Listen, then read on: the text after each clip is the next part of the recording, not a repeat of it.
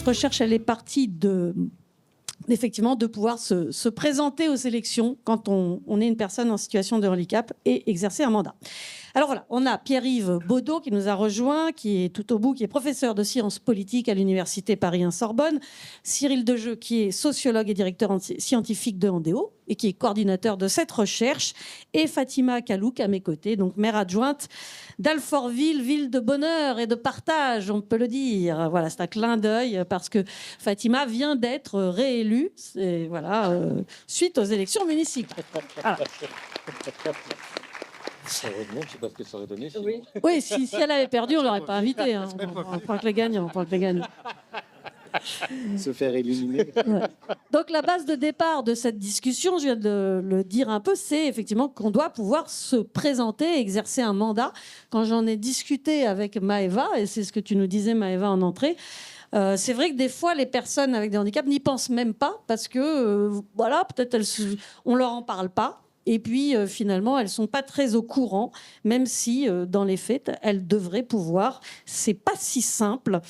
Et peut-être qu'on va commencer avec vous, Cyril. Je m'excuse aussi si des fois je passe au-dessus. On se connaît aussi un peu. Pourquoi avoir fait cette recherche ? Pourquoi se dire un jour, tiens, on va regarder, on va essayer de comprendre pourquoi l'entrée en politique des personnes... qui sont en situation de handicap, pourquoi pour elles c'est plus compliqué ? D'où est partie cette recherche ? Je dirais que le premier point de départ, c'est que ça semblait intéresser personne à l'origine. Et on s'est dit, plus fort, le micro, je ne suis pas assez près. On s'est dit au départ, ça semblait intéresser personne. Alors je faisais une blague. Mais ça a quand même été sans doute un des éléments d'intérêt sur le fait que Andéo, avec d'autres acteurs, se sont saisis du sujet. On travaillait depuis plusieurs années sur la participation sociale, plus spécifiquement sur la participation citoyenne et encore plus spécifiquement sur la participation politique des personnes en situation de handicap. Et en 2021, on met en place un groupe de réflexion avec plusieurs personnes élues et candidates en situation de handicap pour aborder le sujet et voir avec elles finalement quelles étaient les contraintes auxquelles elles pouvaient être confrontées, quelle était finalement aussi la cartographie qu'on pourrait commencer à dessiner et quels seraient les leviers qu'on pourrait activer. Ces leviers de préfiguration, enfin cette recherche, cette phase de préfiguration, elle démarre sans financement, sans rien, et l'idée c'était de pouvoir commencer à poser des premiers jalons, et on s'est rendu compte collectivement qu'on aimerait bien commencer à continuer, mais pour continuer, il fallait par exemple renforcer l'accessibilisation du groupe de travail qui était composé notamment de personnes déficientes visuelles, qui était composé également de personnes avec des difficultés de compréhension, qui était composé également avec une personne qui était sourde et qui avait besoin de LSF. Et donc pour arriver à faire en sorte qu'il y ait une pleine participation de ces différents acteurs, on a cherché des financements, un pour permettre l'accessibilisation, deux pour permettre de réaliser une recherche également plus robuste en termes de réalisation d'entretien, en termes également de données quantitatives pour essayer d'avoir une photographie la plus précise possible finalement du nombre d'élus en situation de handicap en France. Et le résultat n'est pas fameux parce que c'est moins de 1%. On est à 0,02% d'élus en situation de handicap. Alors là, on va essayer de refaire le compte avec les municipales qui viennent de passer en disant peut-être que la courbe elle va commencer à continuer à augmenter parce qu'à chaque municipale, on a un peu plus d'élus. Et l'idée, c'est de profiter également de ces soutiens pour arriver à avoir une cartographie plus précise et voir cette évolution. Et ces financements, c'est ce qui nous permet également donc de réaliser une recherche à la fois participative, incluant les différents personnes en situation de handicap, chercheurs, mais également associant aussi les pouvoirs publics. C'est ce qui va permettre également de réaliser plus d'entretiens et donc d'aller à la rencontre des élus en situation de handicap pour mieux comprendre leur trajectoire. Et c'est également ce qui va permettre le dépouillement de données publiques pour arriver à recenser le nombre d'élus en situation de handicap. Sur les chiffres que Cyril vient de donner, c'est vrai que, pour donner une idée, parce que ça ne vous parle pas forcément, il y a à peu près 500 000 élus, j'ai vu sur la recherche, et donc ça fait une centaine d'élus en situation de handicap sur des chiffres officiels et sur des élus qui se déclarent en situation de handicap. C'est-à-dire qu'il y en a peut-être plus, mais il y a aussi des gens qui ne se déclarent pas ou dont on ignore qu'ils ont un handicap. Fatima, comment aussi vous vous êtes tout d'un coup retrouvée dans cette recherche Comment s'est passé aussi pour vous la participation? Alors, bon, déjà, bonsoir à toutes et tous. Pour commencer, en fait, j'ai commencé à travailler avec Cyril. En fait, la rencontre, elle s'est faite avec Cyril Desjeux, déjà dans la phase de préfiguration. Donc, la première étape dont il a parlé, on avait travaillé déjà sur l'exercice du droit de vote des personnes handicapées. Et j'ai participé donc à cette première étape où il y avait des entretiens menée avec des élus en situation de handicap, dont je faisais partie, puisque j'ai été élue pour la première fois en 2020, donc élue municipale. Et donc, c'est pour ça que je me suis retrouvée dans cette recherche participative avec donc d'autres élus. Et c'est vrai que la première chose que je peux dire, c'est que oui, nous ne sommes pas nombreux. Vous avez de la chance, en fait. Vous avez quelqu'un de très rare, en fait, sur la scène. Donc, c'est voilà, quelque chose, plaisanterie à part, c'est très, très embêtant, c'est moins qu'on puisse dire, puisque quand on n'est pas représenté, on compte quand même beaucoup moins dans la décision. Donc, on espère que petit à petit, ce chiffre augmente, qu'il y ait aussi les conditions qui permettent, mais ça, je pense qu'on y reviendra, les conditions qui permettent l'exercice du mandat. Et ce qui manque aussi, c'est les conditions de compensation et d'accessibilité permettant en amont de faire campagne, de militer, si on le souhaite, dans un parti politique, mais aussi de faire campagne.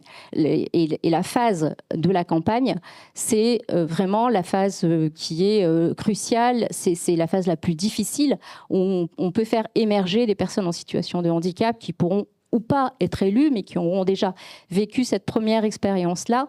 Et je peux vous dire, pour en sortir là tout fraîchement, que c'est une phase extrêmement épuisante. Voilà, et je le ressens là, vraiment, au moment même où je vous parle, cette grande fatigue.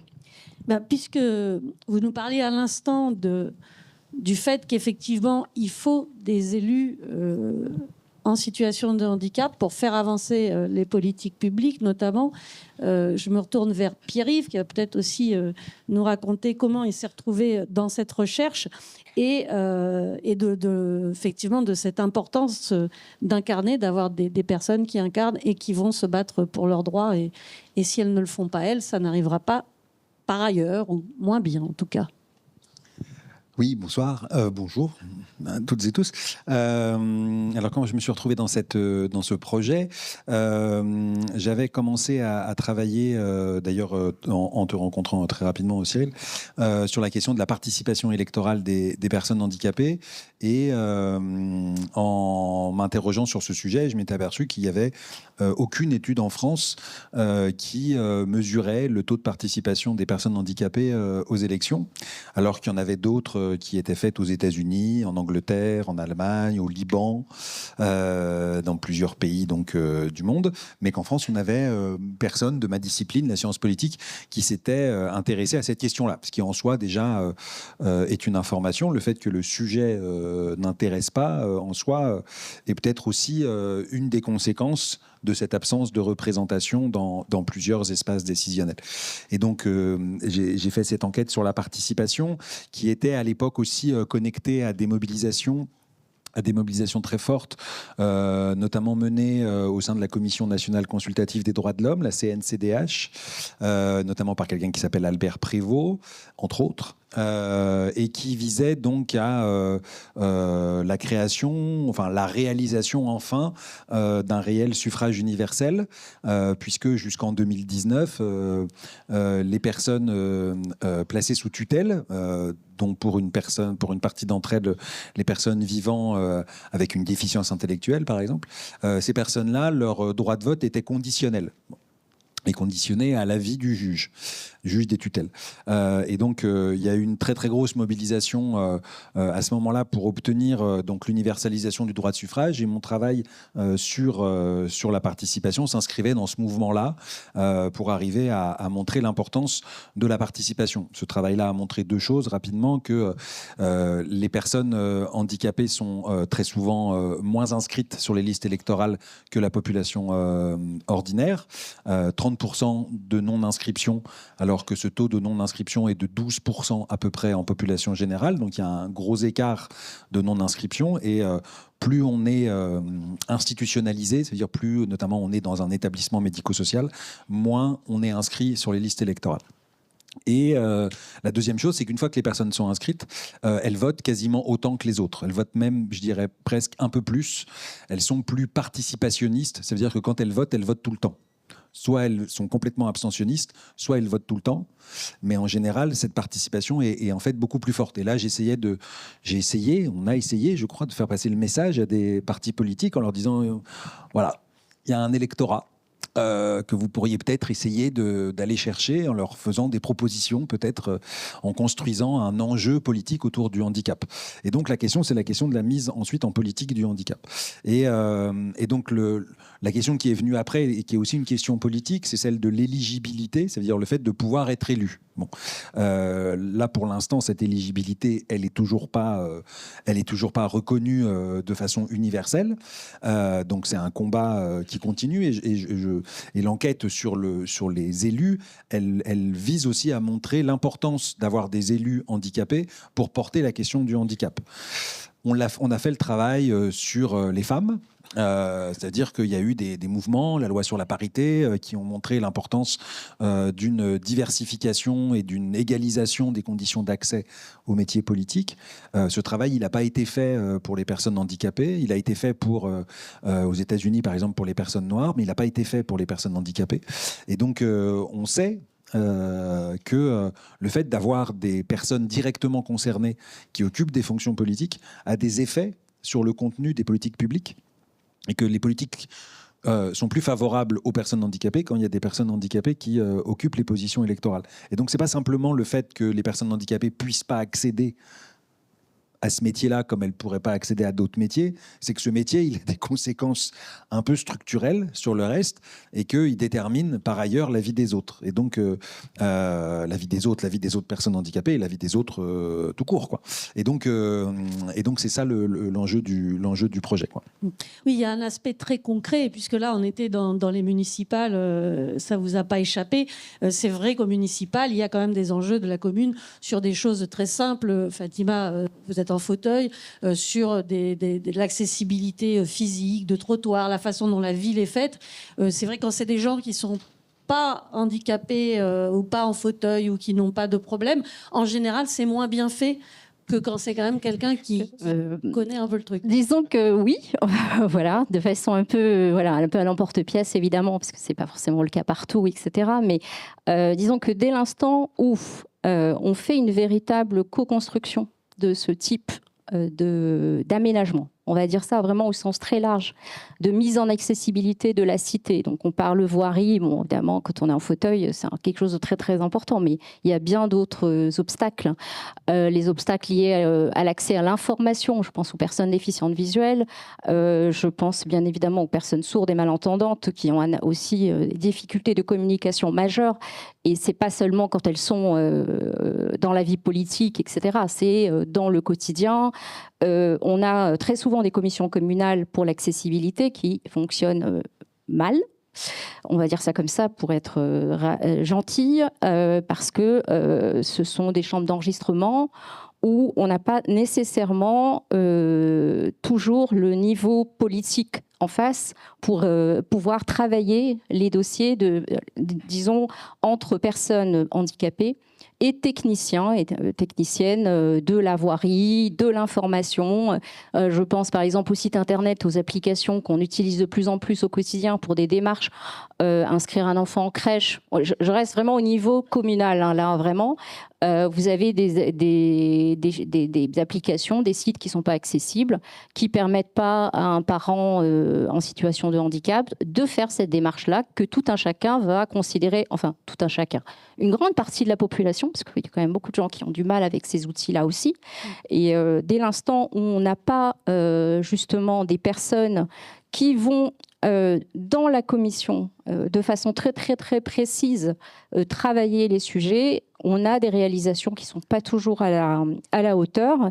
Et ça, c'est un travail de fond à mener pour passer justement une vraie participation des personnes handicapées dans la ville. Alors, celles, bien sûr, qui sont engagées dans des associations, celles qui ne le sont pas aussi et qui peuvent s'emparer de tous les outils de démocratie participative qui existent aujourd'hui, et qu'il faut absolument que les personnes handicapées voilà, mobilisent au quotidien.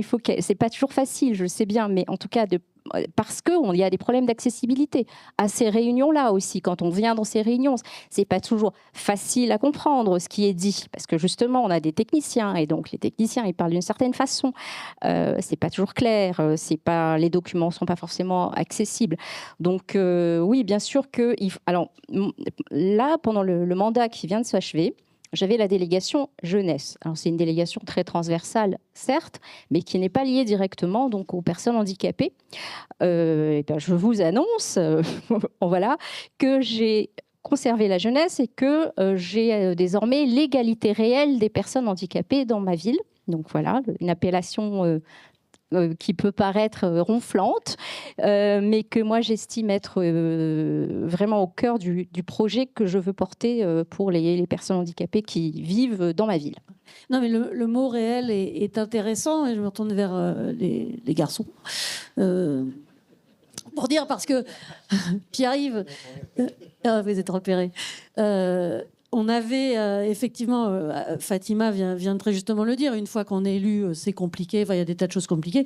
Mais avant cela, et Pierre, vous disiez effectivement, la loi aujourd'hui a évolué, il y a des possibilités. Mais si la loi évolue et qu'on n'a pas accès ni à l'information, ni à comprendre les programmes, ni à... de toute façon, on va s'empêcher. Il y a ces espèces d'obstacles qui sont... Donc, il y a le réel, et puis il y a le réel, malgré la loi, qui fait que ça reste très compliqué de franchir tous ces obstacles aujourd'hui. Quels sont-ils avant l'objet financement que Fatima a commencé à aborder tout à l'heure, mais avant même les histoires de financement? Je crois vraiment que la question que pose Cyril dans la recherche, c'est vraiment une question qui permet de voir les choses complètement différemment. C'est-à-dire que, en fait, avant qu'il pose cette question-là, je pense que la dimension valido-centrée, je ne sais pas si ce mot est très facile à comprendre, mais c'est-à-dire une politique qui est faite par et pour les valides, comment en fait la façon de fabriquer de la politique, de faire de la politique, l'organisation du travail, les façons de parler, les réunions, comment on fabrique une campagne, comment on fabrique un programme, toutes ces dimensions-là qui sont parfois difficiles à saisir. C'est pour ça qu'on fait des études de sciences politiques, c'est pour aussi comprendre comment on fait ce genre de choses. Donc c'est compliqué des fois pour arriver à ça.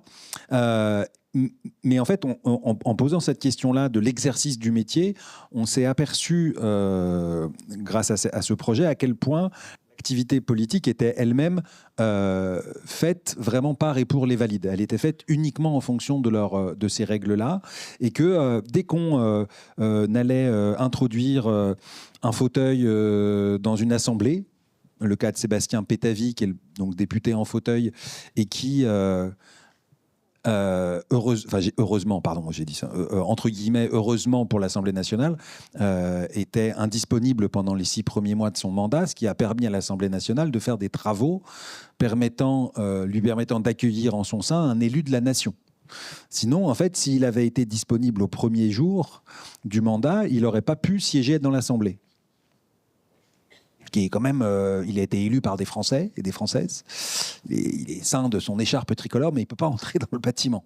Alors, donc je dis heureusement pour la logistique de l'Assemblée nationale, il était indisponible pendant ces 6 premiers mois, et donc ils lui ont trouvé une place, mais ils lui ont pas trouvé une place à côté des députés de son groupe, comme on le fait habituellement. Ils lui ont trouvé une place, il est à côté des ministres du gouvernement, c'est-à-dire des gens qu'il critique. Et quand il prend la parole, il est à portée de de main, de voix, voilà. Et en tout cas, il est juste à côté. C'est comme si moi je disais du mal de Cyril. Voilà. Bon. Et ce qui n'arrive jamais, évidemment, mais là, dans le jamais, alors qu'il est juste à côté. Et donc, donc ça, c'est quand même intéressant à regarder. Après ça, si on prend, par exemple, je sais pas, les horaires des réunions. Par exemple, si parmi vous, certaines utilisent des plans d'accès à la mobilité, bon, ben, un plan d'accès à la mobilité, vous avez 5 minutes de battement, et puis sinon, si vous n'êtes pas là, le PAM s'en va, quoi.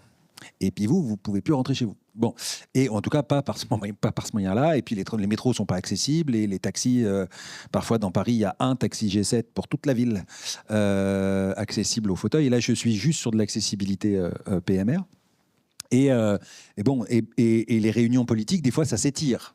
Et c'est pas un hasard, c'est pas parce qu'on a plein de choses à se dire, c'est parce que souvent dans les réunions politiques, c'est une victoire par épuisement. C'est celui qui va rester le plus longtemps qui emportera le morceau.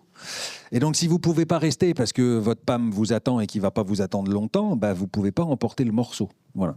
Donc le fait d'être handicapé parfois génère, même si vous êtes inclus, en fait vous y serez pas complètement et vous serez pas présent là où c'est important. Et en fait l'obstacle il est là. L'obstacle, il est dans la façon dont nos règles politiques ont été pensées sans les personnes handicapées. Et il faut se souvenir d'un truc quand même, qu'on n'est pas très nombreux à savoir, il est peut-être possible que je sois le seul même. Le premier député, le premier candidat handicapé à l'Assemblée nationale, il date du 26 avril 1848. C'est-à-dire que le premier jour où il y a eu des élections au suffrage universel en France, puisque le suffrage universel date de 1848, le 5 mars 1848. La première fois qu'il y a eu des élections, il y a eu un candidat handicapé. C'était un candidat des handicapés sourds de Paris. C'était le président de l'association des sourds de Paris. Et donc, en fait, depuis l'origine de la démocratie parlementaire, donc depuis 1848, les personnes handicapées, elles veulent participer. Donc, c'est pas une question de... je sais pas quoi. C'est une question vraiment d'obstacles qui sont mis par la formation du système politique qui a été fait sans elles, sans tenir, les débats de l'Assemblée nationale ne sont pas traduits, ils ne sont pas vélotypés, il n'y a pas de traduction LSF. Enfin, voilà. Donc, et alors, dans un conseil municipal, évidemment. Mais voilà, l'idée, c'est que ce système politique, il est fait sans les personnes handicapées. Donc, du coup, il n'y a aucune disposition qui va faciliter leur accès, quoi. Et c'est ça que la recherche, elle illustre vraiment, je pense, dans plusieurs histoires assez dramatiques d'exercice de mandat. Elle illustre le fait que ce système-là, même si les Français et les Françaises ont élu telle ou telle personne, le système n'est pas du tout prêt à leur accorder la place qui leur revient. Et d'ailleurs, je reprends l'exemple, vous parliez d'une personne en fauteuil qui pourrait attendre, par exemple, son transport. Et j'allais dire, mais ça, c'est un peu la partie toujours visible. Mais il y a aussi, par exemple, et peut-être Cyril pourra s'exprimer là-dessus, sur d'autres facteurs, comme ne serait-ce que la fatigabilité, ne serait-ce que des personnes qui n'ont pas forcément, on va dire, des handicaps extrêmement visibles et connus, mais tout un tas d'autres capacités différentes. La fatigabilité, je vais y arriver, c'est quand même aussi quelque chose qui est revenu souvent. C'est quoi un petit peu, peut-être Cyril, sur les facteurs comme ça qui sont revenus, qui sont finalement des repoussoirs, qui font que les personnes n'y vont pas parce que trop compliqué, trop fatigant, pas accessible.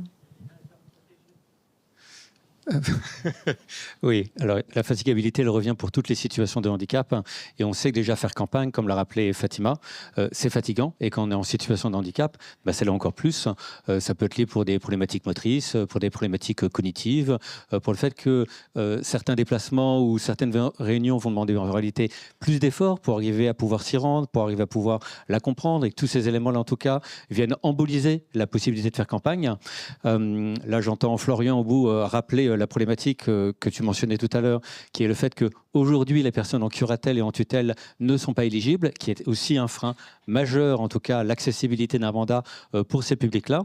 Un autre frein aussi qui n'est pas propre à l'engagement politique et qu'on retrouve pour l'ensemble des personnes en situation de handicap, ça va être les inégalités d'accès à la scolarité, qui ont des répercussions ensuite sur les inégalités d'accès à l'emploi, qui ont elles-mêmes des répercussions sur la constitution d'un réseau qui est un capital nécessaire en politique pour pouvoir s'y engager. Et toutes ces inégalités qui sont déjà à la base structurellement dans nos sociétés rendent plus compliqué l'engagement en politique et donc de facto le fait de pouvoir exercer un mandat.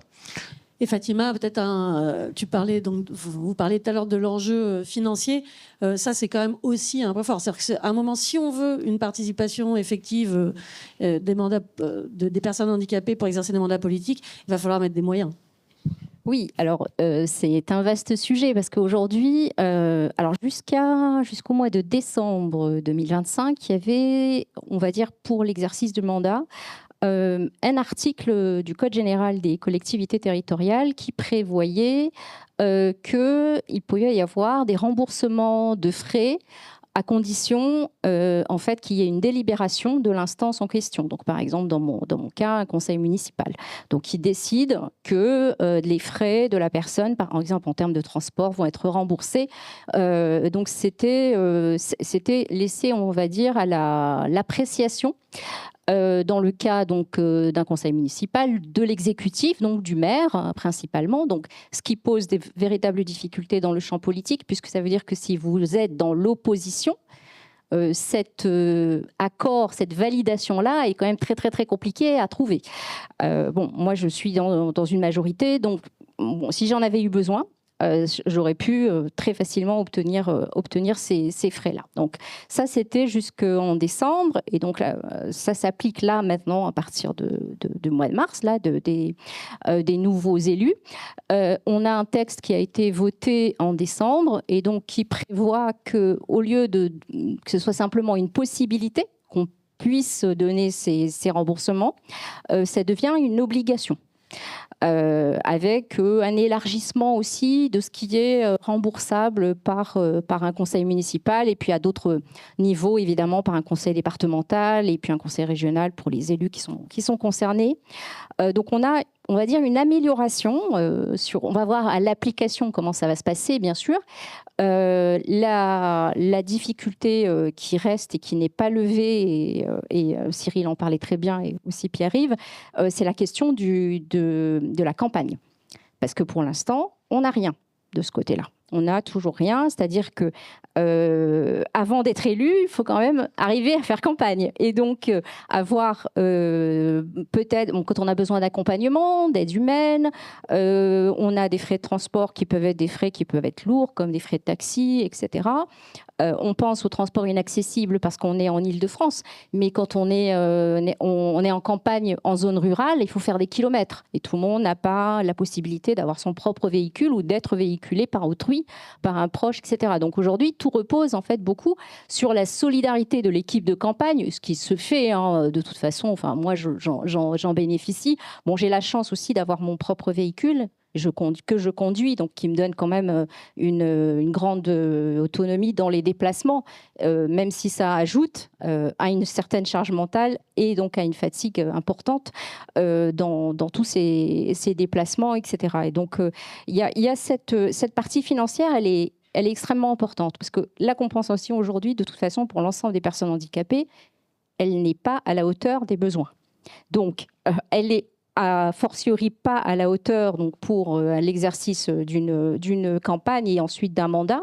On a aussi, outre les déplacements, etc., on peut avoir besoin, par exemple, de faire appel à quelqu'un pour transcrire en FALC, quelqu'un pour vous accompagner, je pense aux personnes autistes aussi, pour arriver à prioriser leurs dossiers, travailler sur les écrits qui sont extrêmement complexes des délibérations. On a la problématique de la langue des signes française et des interprètes en langue des signes française. C'est un coût important. Alors, moi, dans mon conseil municipal, les conseils municipaux sont interprétés en LSF. C'est une décision de la municipalité il y a longtemps, donc ils sont interprétés. Il n'y a pas d'élus concernés, mais les personnes sourdes qui habitent la ville peuvent donc avoir accès à ce qui est dit dans le conseil municipal. Donc on a toutes ces problèmes de financement qui viennent aussi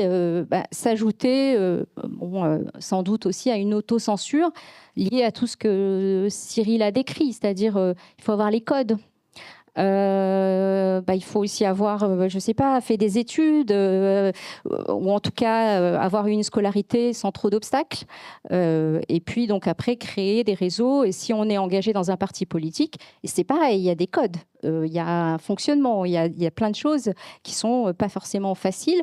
Et une réunionite, mais là c'est même plus de la réunionite à ce stade, c'est-à-dire une passion pour les réunions qui durent qui peuvent durer tout le week-end et jusqu'à épuisement des forces des partis en présence, y compris en interne d'un parti politique d'ailleurs.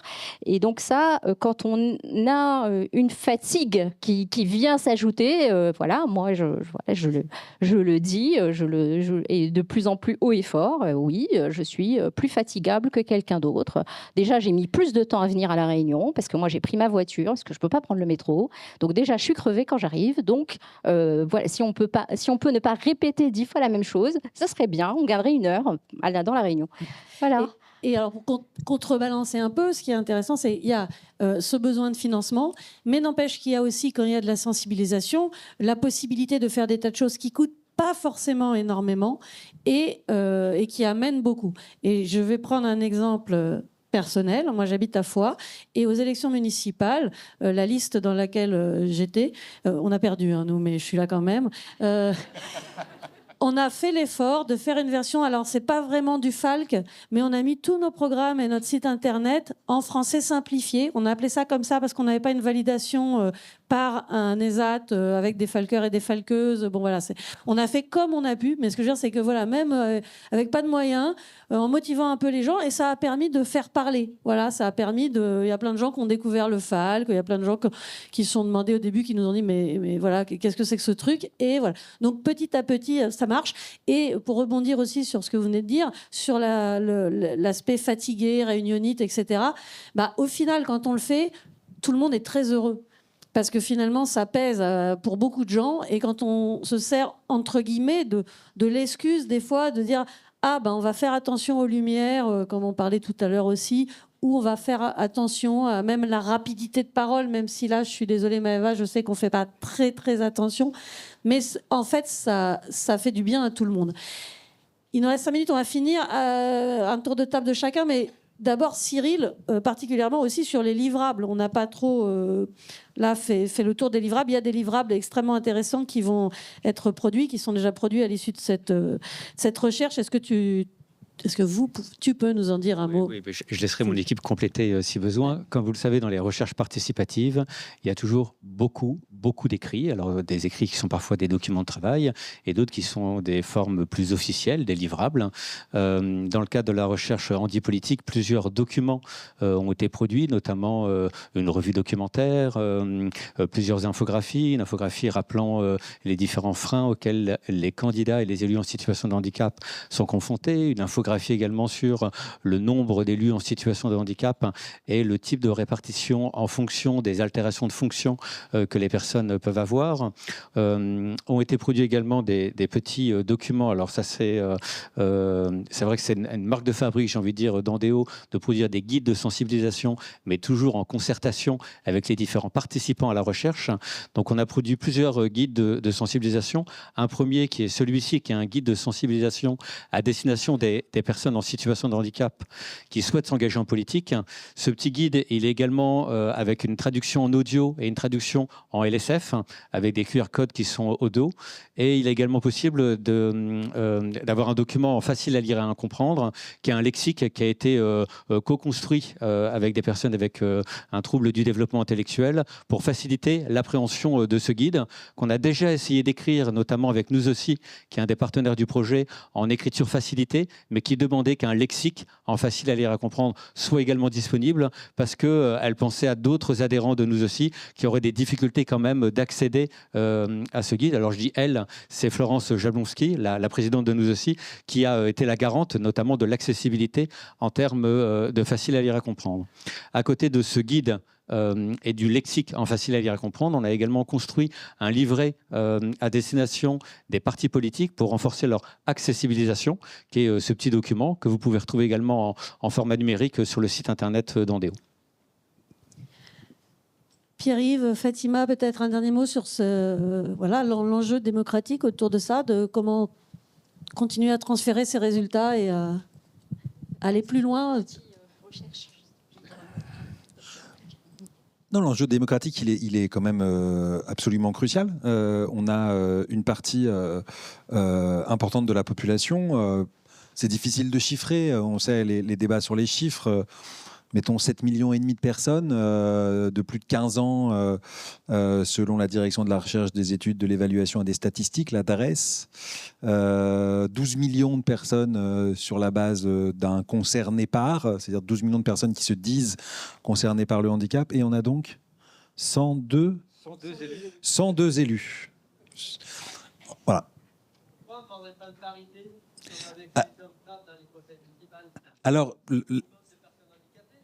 Alors c'est une idée, je pense, qui a tout à fait son sens, qui est tout à fait légitime. Peut-être commençons par des quotas avant la parité. Non, mais ce serait un quota, ce serait la logique du quota, en fait. Alors, cette position-là, elle fait l'objet déjà avant même qu'on l'ait formulée. La question tombe sur Pierre-Yves. Oui. Oui, bien sûr, pas de problème.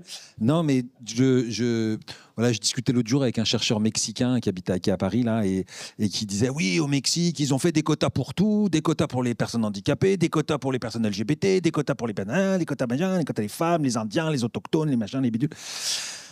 Il n'aimait pas trop les quotas, lui.